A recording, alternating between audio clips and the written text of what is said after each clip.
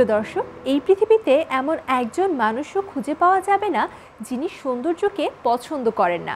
সবাই কিন্তু সৌন্দর্যের বিষয়ে সচেতন, সবাই চায় সুন্দর থাকতে। আপনাদের সবাইকে স্বাগত জানাচ্ছি এশিয়ান টেলিভিশনের নিয়মিত সাপ্তাহিক আয়োজন গ্লস অ্যান্ড গ্লিটারে। আপনাদের সাথে পুরো সময়টা জুড়ে থাকবো আমি তমর রশিদ। এই অনুষ্ঠানে আমরা তিনটি বিষয় আপনাদের সাথে শেয়ার করে থাকি। সেই তিনটি বিষয়ে প্রথমটি হচ্ছে হট সিট উইথ সেলিব্রিটি, যেখানে আসেন একজন সেলিব্রিটি এবং জানান তার সৌন্দর্য বিষয়ক রহস্য। এরপরে থাকছে trendy looks and get up এবং সর্বশেষ বিউটি টিপস। প্রথমেই যাচ্ছি হট সিট উইথ সেলিব্রিটিতে।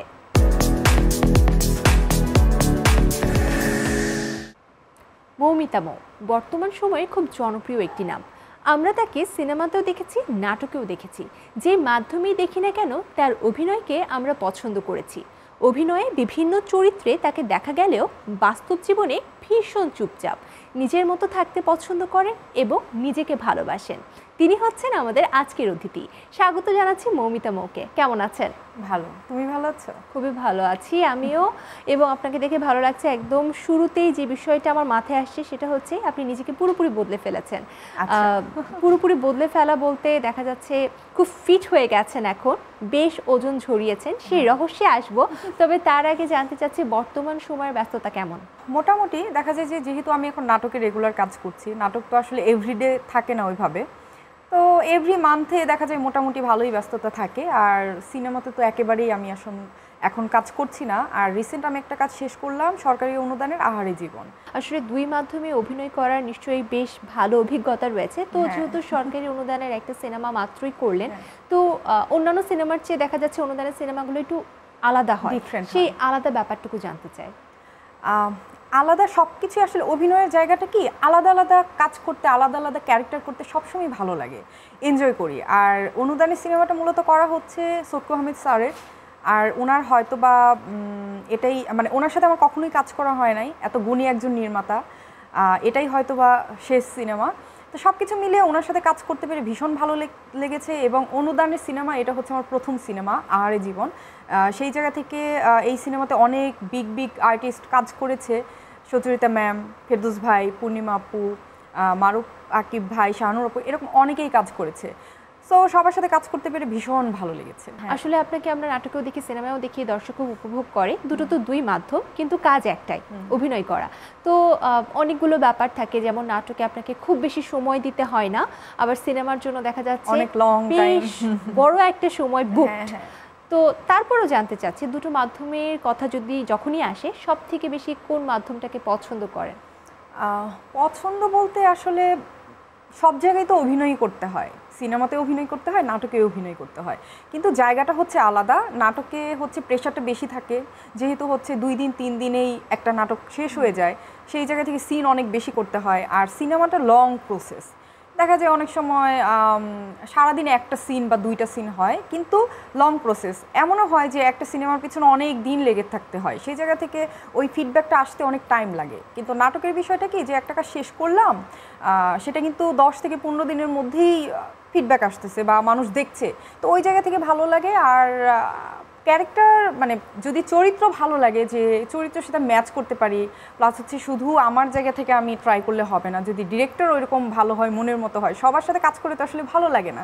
তো ওই জায়গা থেকে সব সেক্টরে কাজ করতে ভালো লাগে। আর সত্যি কথা বলতে যেটা, যে আমি এনজয় করি মূলত নাটকে। বাহ, চমৎকার। দেখা যাচ্ছে বড় পর্দা, ছোট পর্দা দুই জায়গায় আমরা অভিনয় করছি, কিন্তু ছোট পর্দায় আসলে নিজেকে বেশি ভালো লাগে।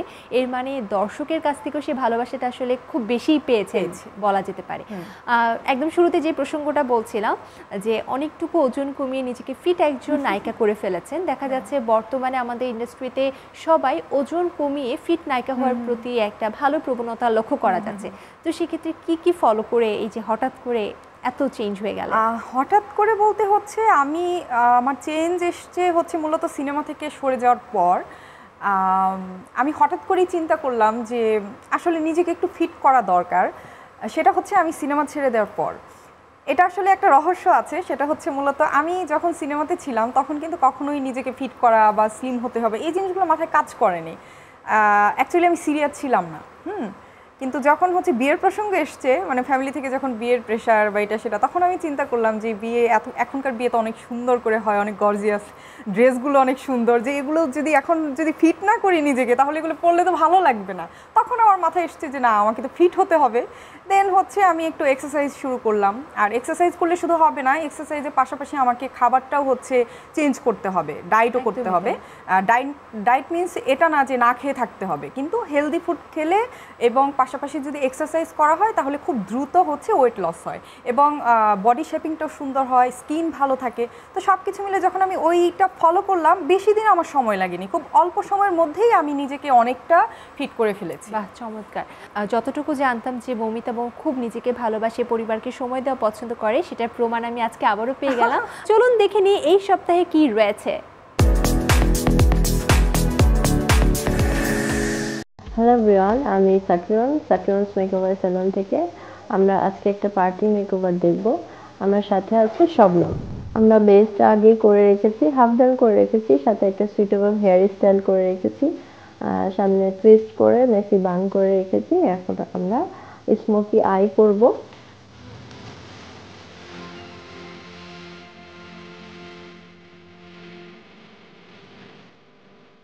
জেল লাইনার দিয়ে লাইন করে আমরা শ্যাডো দিয়ে, কালো শ্যাডো দিয়ে ব্লেন্ড করে দিচ্ছি।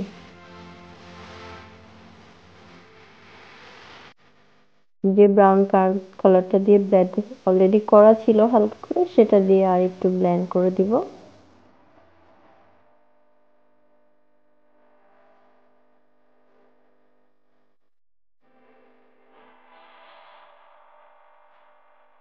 আইব্রো বনটা একটু হাইলাইটিং করে দিচ্ছি। আর একটা ল্যাশ ট্রাই করে দেখি, যেটা ওকে আমার কাছে মনে হচ্ছে ভালো লেগেছে, সেরকম একটা ল্যাশ নিয়ে এখন আমরা এখন ল্যাশটা সেট করে নিচ্ছি।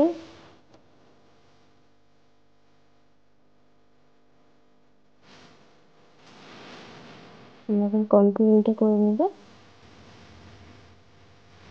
ডাবল চিন আছে তো একটু ডার্ক কন্ট্রোল করব।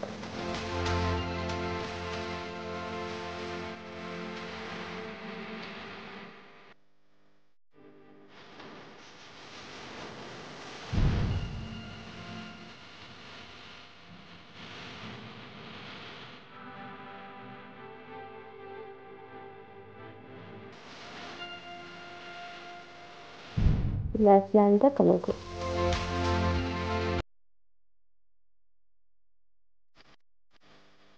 ল্যাশ লাইনটা আমি জেল লাইনার দিয়ে ব্লেন্ড করে আবারও ব্ল্যাক আইশ্যাডো দিয়ে ব্লেন্ড করে দিচ্ছি। ইনার কর্নারটা একটু হাইলাইট করে দিচ্ছি। আইব্রোটা একটু টাচ আপ করে দিচ্ছি।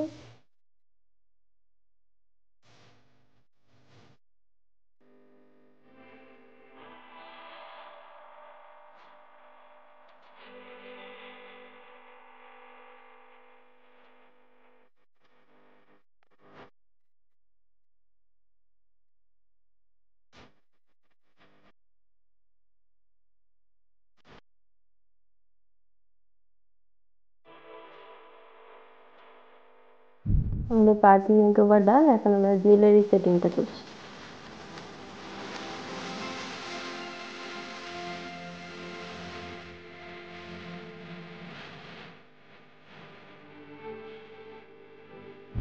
আজকের পার্টি মেকওভারটা ডান। কেমন লাগলো আজকে আমাদের মেকওভারটা? ভালো লাগে আপনারাও ফলো করতে পারেন।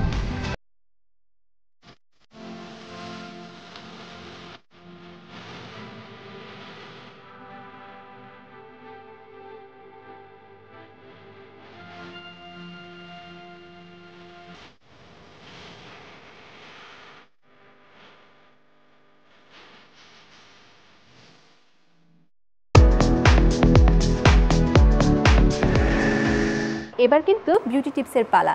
চলুন দেখি এই সপ্তাহে বিউটি টিপসে কি রয়েছে আপনাদের জন্য। আমরা যখন স্কিনের জন্য সানস্ক্রিন ইউজ করব, তখন কিন্তু অনেকের অনেক ধরনের প্রবলেম হয়ে থাকে। এটার একটাই কারণ, আমাকে এই কোয়েশ্চেনটা সবসময় নিতে হয়, সেটা হচ্ছে ম্যাম আমি স্কিনে সানস্ক্রিন লাগাচ্ছি, বাট সানস্ক্রিনের সাথে সাথে আমার স্কিনটা কিন্তু কালো হয়ে যাচ্ছে। তো এটা নিশ্চয়ই আপনাদেরও কোয়েশ্চেন। সো আমি একটা কথাই বলবো যে স্কিনটাকে যখন আপনি প্রিপেয়ার করবেন এবং স্কিনে যখন সানস্ক্রিন আপনার কিনতে যাবেন তখন অবশ্যই একজন স্কিন এক্সপার্টের সাথে কথা বলবেন এবং তারা আপনাকে স্কিন ওয়াইজ সানস্ক্রিনটা সাজেস্ট করবে।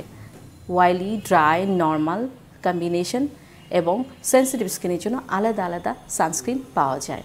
সো আমরা অবশ্যই সানস্ক্রিন লাগানোর আগে কিন্তু অবশ্যই লাগানোর আগে যেটা করব অবশ্যই ভালো করে ক্লিন করে নিব এবং ক্লিন করার পরে যে কোনো প্রোডাক্টই আমরা স্কিনে ইনটেক করার সময় কিন্তু অবশ্যই ক্লিনিংটা খুব বেশি জরুরি, ক্লিনিং টোনিং। সো দেন আমরা যেটা করব রাত্রেবেলা একটা ময়শ্চারাইজার লাগাবো। রাত্রেবেলা ময়শ্চারাইজারটা কী করে, অনেকের ধারণা থাকে যে অয়েলি স্কিনে আমি ময়শ্চারাইজার কেন লাগাবো। অয়েলি স্কিনে ময়শ্চারাইজারটা অনেক বেশি জরুরি এবং ড্রাই স্কিনেও জরুরি। সব স্কিনের জন্য ময়শ্চারাইজারটা একটা খাদ্য, ফুড। আমরা যেমন নর্মালি যে খাবারগুলো খেয়ে থাকি আমাদের শরীরের জন্য দরকার, ঠিক স্কিনের জন্য একটা খাদ্য দরকার লাগে, সেটা হচ্ছে ময়শ্চারাইজার। তো ময়শ্চারাইজার কীভাবে লাগাবো, স্কিন ক্লিন করব, দেন টোনিং করব, দেন একটু ওয়েট করব, দেন ময়শ্চারাইজারটা অল্প অল্প করে ট্যাপ করবো। যাদের স্কিন অয়েলি তাদের আমরা ট্যাপ করে নিয়ে কিছুক্ষণ মাসাজ করে ওপর থেকে টিস্যু দিয়ে মুছে ফেলবো। আর যাদের ড্রাই স্কিন আমরা তারা এটা রেখে দিতে পারি ম্যাসাজ করার পরে।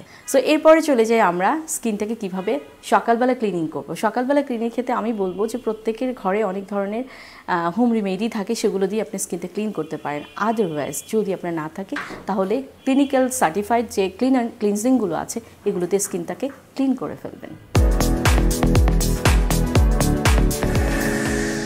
বিউটি টিপসগুলো কেবল দেখলেই হবে না, সেগুলো কিন্তু আপনাকে বাসায় নিজের স্কিন টাইপ অনুযায়ী ট্রাইও করতে হবে। আবারও চলে যাচ্ছে আড্ডাবাজিতে। আজ আমাদের সাথে আছেন বর্তমান সময়ের জনপ্রিয় অভিনেত্রী মৌমিতা মৌ। আপনার সাথে আসলে আপনার ক্যারিয়ার নিয়ে তো কথা হলো, কিন্তু এখন কথা বলবো আপনাকে নিয়ে। আপনার ফিটনেস সম্পর্কে জেনেছি, তার মানে খাওয়া দাওয়ার প্রতি বেশ একটা বাধাও চলে এসেছে আপনার। যদি চলে এসছে মানে ছিল সেটা, কিন্তু এখন আর পারি না। মানে অনেক অনেক বাধা, আসলে অনেক কিছু তো খেতে ইচ্ছে করে, সবসময় তো কন্ট্রোল করা যায় না। তো এখন যেটা হয়েছে যে ফিট হয়ে গিয়েছি, কিন্তু আবার করতে হবে, কারণ আমি অলরেডি আবার 3 থেকে 4 কেজি ওয়েট গেইন করেছি। এটা খুবই খারাপ। একটু খাওয়া দাওয়ার প্রসঙ্গে চলে যায়। আসলে আমি নিজেও একজন ফুডি পার্সন। এত ভাবি যে আমি একটু ওজনটাকে কমাবো, কিন্তু খাবার আমার সামনে এসে মনে করে নাচানাচি করা শুরু করে। পছন্দের খাবার কি? পছন্দের খাবার তো সব ফ্যাট খাবার, পেস্ট্রি, আইসক্রিম, এই সমস্ত খাবার আমার খুব ভালো লাগে। Pizza, burger. চলেন আজকে আমরা শো শেষে তাহলে খেতে চাই। সেটাই। আর মানে আমরা টিপস দিচ্ছি, আর এখন হচ্ছে আমরা জানিয়ে দিই যে আমরা শো শেষ করে বার্গার খাবো না। আসলে আমরা সবাই কিন্তু খাওয়া দাওয়া পছন্দ করি, তবে পরিমিত খেতে হবে। যে হ্যাঁ আমি মাসে একটা খেলাম, আমার খুব পিৎজা খেতে ইচ্ছে করছে, মাসে একটা ছোট্ট স্লাইস খেলাম, নট লাইক রেগুলার। এবার একটু চলে যায় বিউটি নিয়ে। যখন অভিনয় করেন, সেটা সিনেমা হোক কিংবা নাটক হোক, অভিনয় মানে অভিনয়।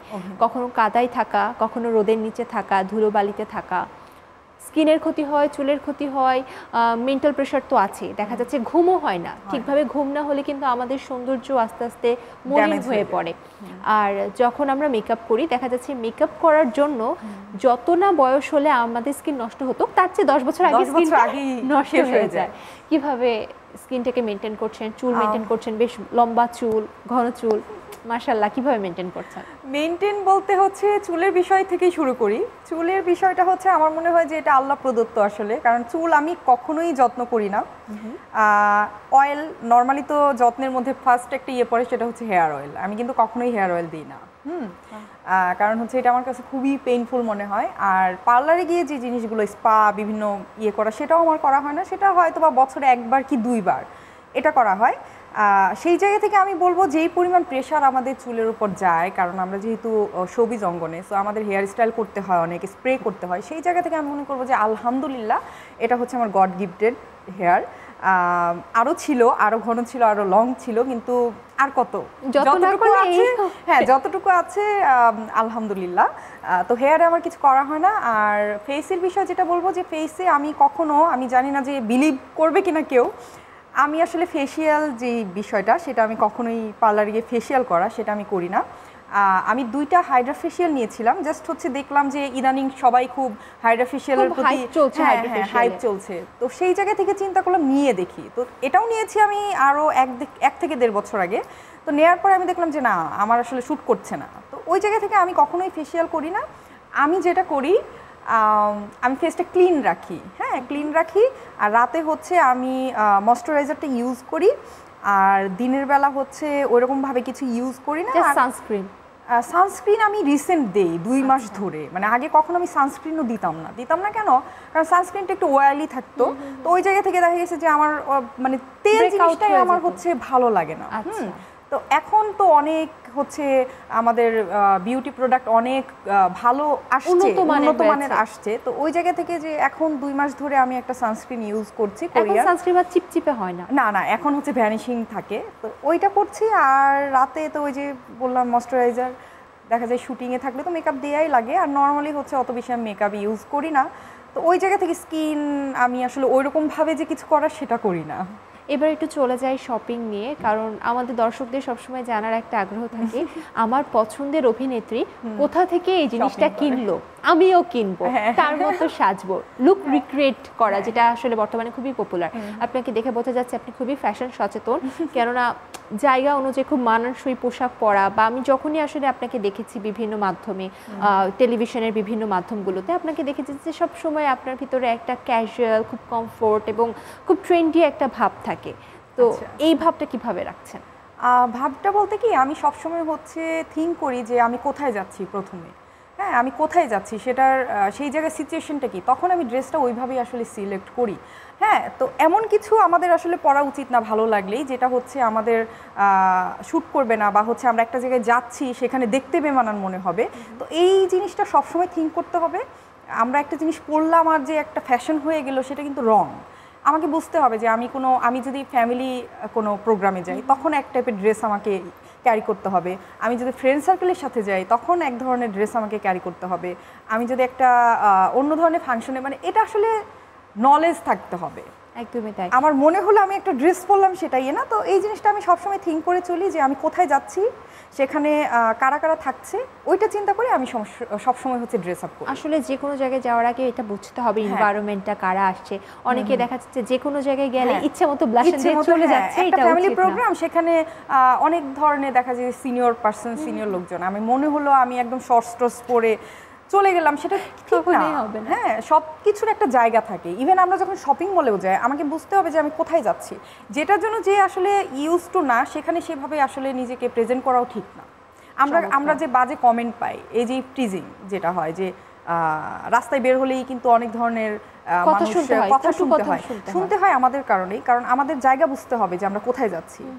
আমরা ড্রেস আপ যেটাই পরি, যদি সেটার জন্য সেই জায়গাটা মানানসই হয় তাহলে কিন্তু কথা শুনতে হয় না। হ্যাঁ, গুলশান আসো, বনানী কোনো রেস্টুরেন্ট, গুলশানে কোনো রেস্টুরেন্ট, সেখানে তুমি যেভাবেই আসো সেখানে কিন্তু কেউ কিছু বলবে না। এখন ওই ড্রেসটা পরে যদি আমি নিউ মার্কেট গাউসিয়া যাই তাহলে কিন্তু কথা শুনতেই হবে। আসলে তাই, আসলে এত কথা বলতে বলতে সময় ফুরিয়ে যাচ্ছে, কথা শেষ হচ্ছে না, তো দর্শকদের কাছ থেকে বিদায় নিয়ে আসি, তারপরে আরো গল্প করা হবে। কিন্তু এই শেষ সময় আসলে আমাদের দর্শকেরাও তো অপেক্ষা করছেন যে আপনি তাদের জন্য কিছু একটা বলবেন, তো সেটা একটু তাদেরকে যদি জানান। আপনারা আমাদের শিল্পটাকে বাঁচিয়ে রাখার জন্য আমাদের বাংলাদেশি শিল্পকে সাপোর্ট করবেন, আমাদের নাটক সিনেমা যেটাই হোক সব কিছু আপনারা দেখবেন। আর যেহেতু আমি আজকে গ্লোজ অ্যান্ড গ্লিটার্সে এসেছি, সো আপনাদের জন্য একটু সাজেস্ট করবো যে আমি যদিও হচ্ছে নিজের প্রতি একদমই কেয়ারিং না, তারপরে আপনাদেরকে সাজেস্ট করবো যে আপনারা নিজের ফিটনেসকে সবসময় ঠিক রাখবেন এবং স্কিনের যত্ন নেবেন। এটা কিন্তু লং টাইমের একটা প্রসেস, লাইফ এখনই শেষ না, লাইফে অনেক দিন বেঁচে থাকতে হবে। এমন ফিল করতে হবে না যে আমার এইজ 40 হয়ে গিয়েছে, আমার লাইফ শেষ, এটা ফিল করা একদমই উচিত না। আমরা যতদিন বাঁচবো নিজের মতো করে বাঁচবো, নিজেকে ফিট রেখে বাঁচবো। আমার মনে হয় যে এটা আপনাদের থিঙ্ক করা উচিত, এটা মাথায় রেখে আপনারা চলবেন। যদিও আমি চলি না, কিন্তু আমারও এটা করতে হবে। Thank you. এবং আপনাকে অসংখ্য ধন্যবাদ মৌ, আজকে আসার জন্য এবং সুন্দর সুন্দর কথাগুলো আমাদের মাঝে শেয়ার করার জন্য। দর্শক, আমাদের কিন্তু গ্লস অ্যান্ড গ্লিটারের আয়োজনটা আজকের মতো এখানে শেষ হচ্ছে। আগামী সপ্তাহে আবারও চলে আসবো, ততক্ষণ পর্যন্ত সবাই ভালো থাকুন, সুস্থ থাকুন, আল্লাহ হাফেজ।